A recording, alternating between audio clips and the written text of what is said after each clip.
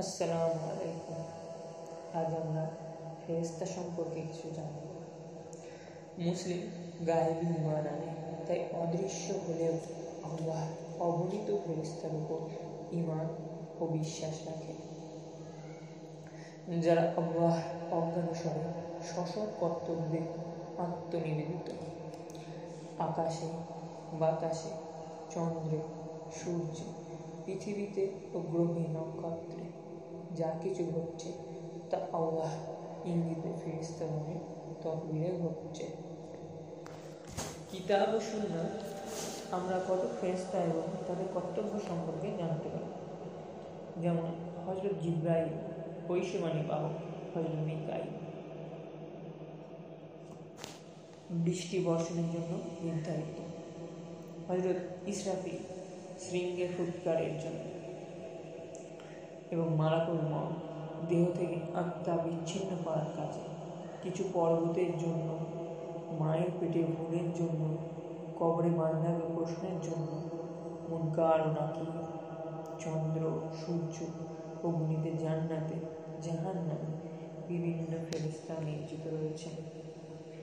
ভূ ও নভমণ্ডলে এমন কোনো স্থান নেই যেখানে আল্লাহ অনুগত ফেরেশতা নিযুক্ত নেই। বান্দার হিফাজত ও তার পাপ পুণ্য লেখার জন্য কিরামান কাতিবিন নির্ধারিত।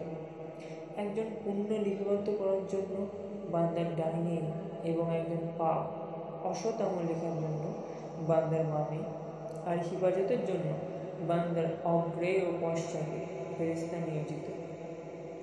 অতএব ফেরেশতা দ্বারা তৈরি বান্দার সকল কাজের দপ্তর কিয়ামতের বিচার মাঠে সে নিজেই পাঠ করবে। ফেরেশতা বান্দার অন্তরের কর্ম লিপিবদ্ধ করে থাকে। বান্দা যখন কোনো পাপ কাজের ইচ্ছা করে তখন ফেরেশতাগণ তার খেয়াল লক্ষ্য করে। এরপর যদি সে পাপ করে বসে তবে একটি গুনাহ লেখে। ইচ্ছা করার পর যদি আল্লাহর ভয়ে সে কাজ না করে তাহলে একটি নেকি লেখে। পক্ষান্তরে বান্দা যখন কোনো ভালো কাজে নিয়ত করে তখন তা কাজে পরিণত করার আগে একটি নেকি লিপিবদ্ধ করে, আর তা কাজে পরিণত করার পর 10 থেকে 700 বা তারও বেশি নেকি লিখে দেয়। ফেরেশতার সৃষ্টি বৈচিত্র্য সম্পর্কে আমরা ঠিক ততটুকুই জানতে পারি যতটুকু কুরআন ও হাদিসে পাওয়া যায়, কারণ ফেরেশতা আমাদের দৃশ্য নয়। মুসলিম কুরআন ও হাদিসে যে সঞ্চিত হয়েছে তা নির্ভুল সত্য বলে বিশ্বাস করে। ফেরেশতা নূর থেকে সৃষ্ট। রাসূল সাল্লাল্লাহু আলাইহি ওয়াসাল্লামের নিকট হযরত জিবরাইল ওহী নিয়ে অবতীর্ণ হতেন, অথচ পাশে সাহাবাগণ তাকে দেখতে পেতেন না। ফেরেশতার ডানা রয়েছে, তারা ইচ্ছা মতো রূপ ধারণ করতে পারে। যেমন তারা মেহমান হিসেবে হযরত ইব্রাহিম আলাইহিস সালামের বাড়িতে এসেছিলেন ইসলামের বিভিন্ন শিক্ষা দিতে মানুষের রূপে নবী করিম সাল্লাল্লাহু আলাইহি ওয়াসাল্লামের নিকট উপস্থিত হতেন। তারা মহান আল্লাহর জন্য একান্ত অনুগত বান্দা। কোনো সময় তারা আদেশ উল্লঙ্ঘন করেন না। তিনি যা আদেশ করেন তারা তা পালন করেন এবং তাতে কোনো প্রকার ক্লান্তিবোধ ও শৈথিল্য করেন না। তারা আল্লাহর নিকটতম সুসম্মানিত বান্দা। তাদের বিবাহ শাদী নেই, বংশানুক্রম জন্ম নেই। তারা পুরুষও নন, স্ত্রীও নন, লিঙ্গবিহীন আল্লাহর এক সৃষ্টি। তারা পানাহার করেন না, তাদের সে প্রয়োজন নেই। হারুত ও মারুত 2 ফেরেশতা, যাদের দ্বারা মহান আল্লাহ বান্দাদেরকে জাদুর ফিতনায় ফেলে তাদের কঠোর পরীক্ষা নিয়েছিলেন।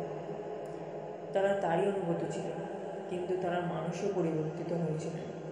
সূরা পান করে এক মহিলার স্বামীকে হত্যা করে তার সাথে স্বাবিবেচনের মতো পাপ করেছিলেন এবং তারই কারণে শাস্তিস্বরূপ তাদেরকে ব্যাবিলনের কোনো কুয়ায় ঝুলিয়ে রাখা হয়েছে। এইসব কাহিনী গোপেদের গল্প মাত্র।